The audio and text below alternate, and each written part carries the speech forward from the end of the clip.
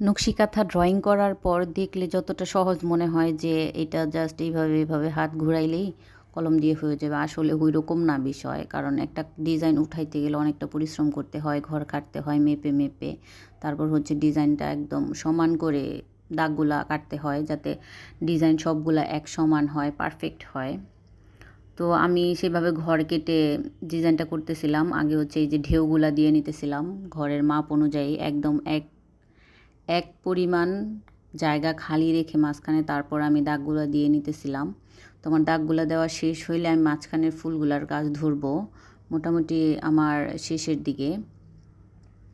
নকশি কাঁথাগুলো আর্ট করার পর মানে সেলাই করতে একটু কষ্টই হয়, কারণ ঘুরায় সেলাই করতে হয়, তো এর জন্য অনেকটা কষ্টই হয়। যদিও আমি নকশি কাঁথা মাত্র একটা সেলাই করছি, পুরো নকশি কাঁথা।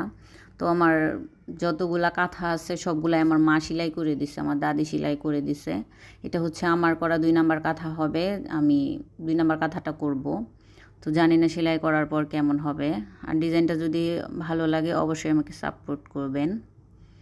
এরকম আরও সুন্দর সুন্দর ডিজাইন পেতে আমার চ্যানেলের সাথেই থাকবেন, আমাকে সাপোর্ট করবেন। আল্লাহ হাফেজ।